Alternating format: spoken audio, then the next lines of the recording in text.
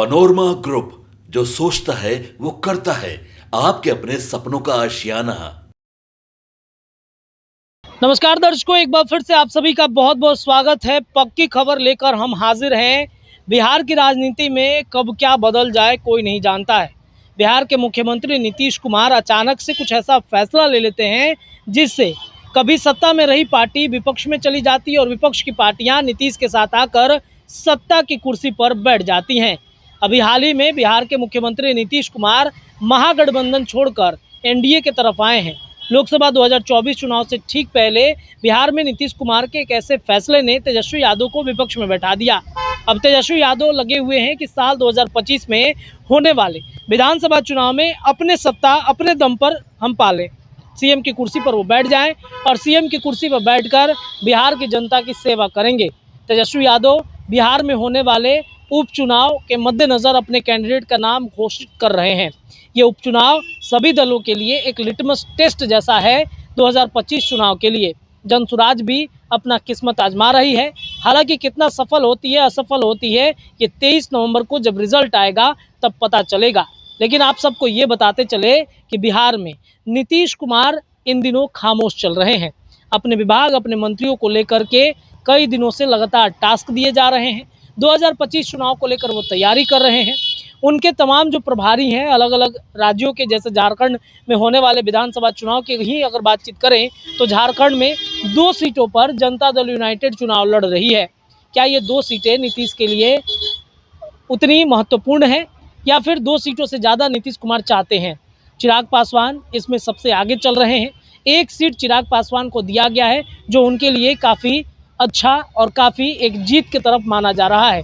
चतरा में नरेंद्र पासवान को उन्होंने अपना उम्मीदवार घोषित भी कर दिया है। बिहार में नीतीश कुमार और देश भर में नरेंद्र मोदी की सरकार सिर्फ और सिर्फ जनता दल यूनाइटेड के 12 सांसदों की वजह से बची हुई है।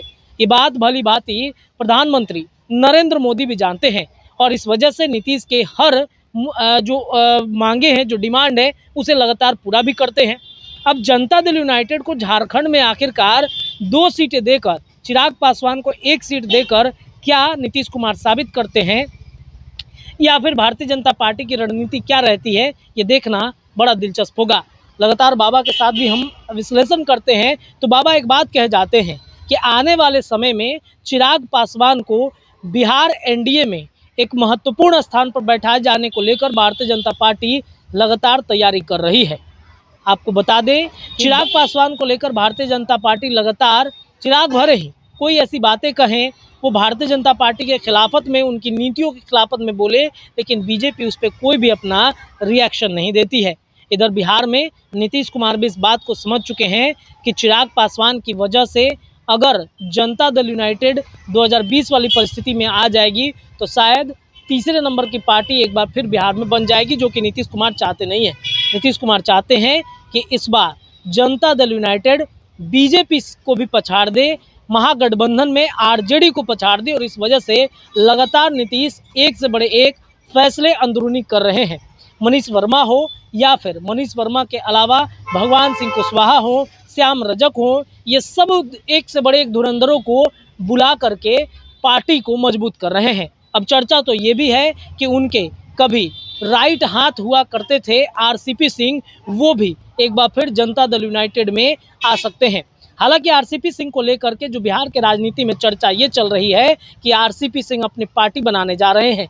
खुद हमारे कैमरे पर भी आरसीपी सिंह ने स्वीकारा है कि 3 महीनों के अंदर में हम एक बड़ा फैसला करेंगे जिसकी जानकारी सर्वप्रथम आपको दी जाएगी। लेकिन क्या आरसीपी सिंह पार्टी बनाएंगे या फिर नीतीश कुमार के साथ एक बार फिर से आने की संभावनाएं बन रही हैं?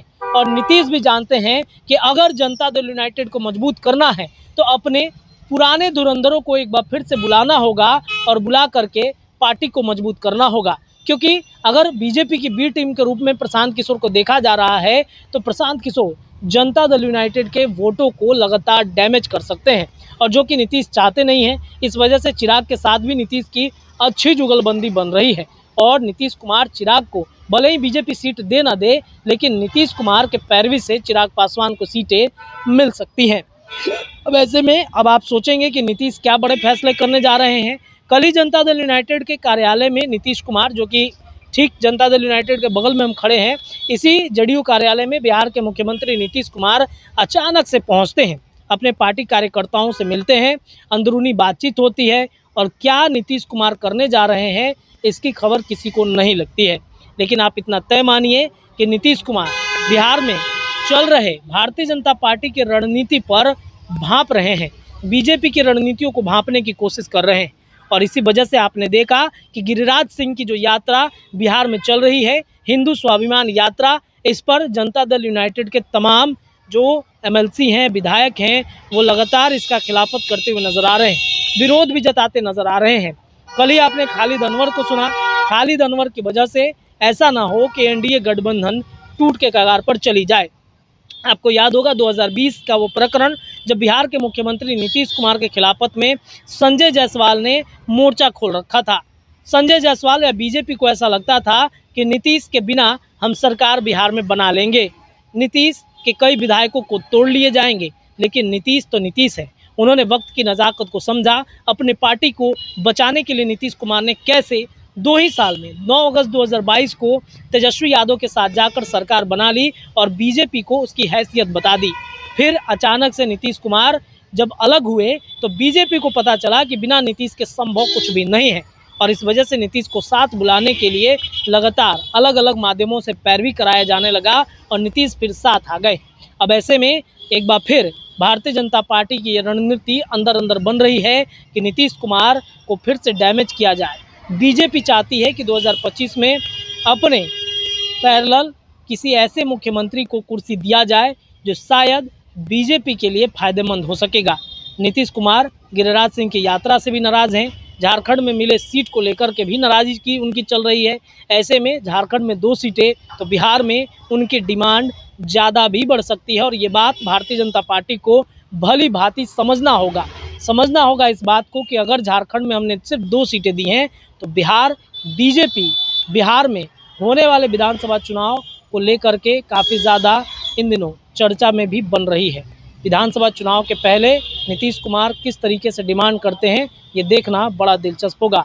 वहीं हाल कमोबेश जीतन राम मांझी की पार्टी की भी हो सकती है, वहीं हाल अगर देखा जाए तो उपेंद्र कुशवाहा की भी पार्टी का हो सकता है। अब देखना बड़ा दिलचस्प होगा कि नीतीश के फैसले कितने महत्वपूर्ण होते हैं। फिलहाल पक्की खबर के लिए इतना ही, लेकिन जुड़े रहिए भारत लाइव पर, आपको खबरें लगातार मिलेंगी। बहुत बहुत धन्यवाद। पनोरमा ग्रुप, जो सोचता है वो करता है। अगर ये वीडियो पसंद आई और वह बिहार के राजनीति और बिहारियत से सरोकार रखेनी तो सब्सक्राइब बटन दबा के चैनल के सब्सक्राइब कर ली। ओजे एगो घंटी बा, ओकरा बटन दबा देला से कुल सटीक और मारक खबर रुआ मुफ्त में मिल जाई। अगर रुआ पत्रकारिता के हमनी के नया प्रयोग में सहयोग कर चाहतानी तो ज्वाइन बटन दबा दी। पेटीएम नंबर नोट कर ली 9386816700। धन्यवाद।